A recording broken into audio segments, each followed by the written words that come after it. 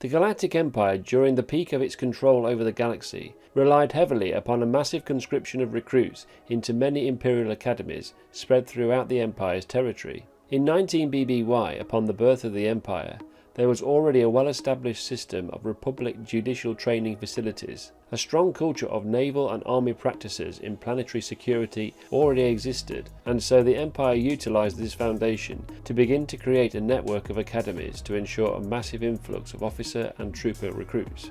Initially, recruits from poor and less connected influential imperial families from the outer rim territories of the galaxy were reliant on training at their local world's military academy. However, the large network of local academies varied hugely in terms of their effectiveness to train their recruits.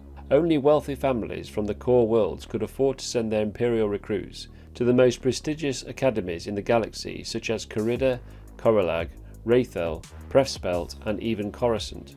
The majority of recruits who showed some promise were sent to regional sector academies where they were thoroughly tested in basic training, military history and theory, as well as being evaluated to determine their suitability for military service.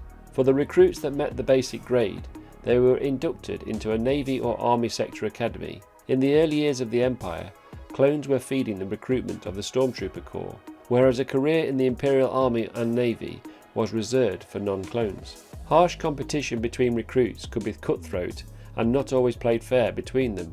The Naval Academy was notorious for its extremely demanding training program, both physically and psychologically in a number of different environments. The Naval Academy at Prefspelt was the place where many hoping for Starfleet careers longed to be assigned. Cadets which made it to Prefspelt and attained the enlisted rank of midshipman performed academic study and tactical simulations prior to taking their leadership courses. A recruit's suitability meant they were either an officer, a pilot, an army trooper or a stormtrooper cadet. Many army or stormtrooper cadets failed at this stage to meet the expected physical requirements, and others dropped out through exhaustion during training exercises. The most promising officer cadets attended entrance exams to gain acceptance to a specific service academy.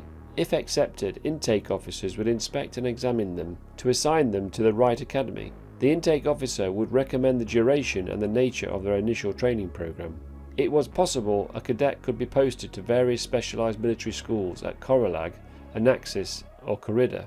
However, if a cadet was particularly skilled, they might be posted to the Royal Academy on Coruscant. Grand Admiral Thrawn once studied at the academy due to his natural brilliance. The academy at Corulag, situated in its capital city of Curamel, the academy trained members of both the Imperial Navy and the Imperial Army in undergraduate and graduate degrees. In addition, the specific fields within the academy were Navy shipmen, Army cadets, flight school pilots, and specialists from all services within the Imperial military. It also accepted graduates from both Rathel and Prefspelt academies. A branch of the Navy's training program was also located on Corulag's largest moon.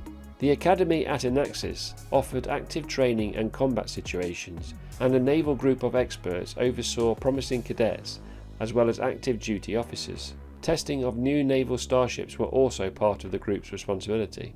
As a central academy for the Emperor's Stormtrooper program, Carida became its central facility for the development of a training centre for clones similar to the Republic's ARC troopers were bred for greater independence and leadership.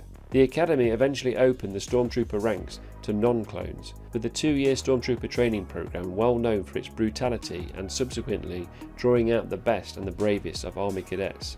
In addition to the strict requirements of size, strength, intelligence and loyalty, only the most skilled Stormtroopers in the Stormtrooper Corps qualified for duty at the Imperial Royal Guard Academy, where they endured training to become one of the Emperor's Royal Guards. Later, the Carida Academy extended their training programs to include Army, Navy and flight cadets, as well as becoming a central academy for Imperial engineering.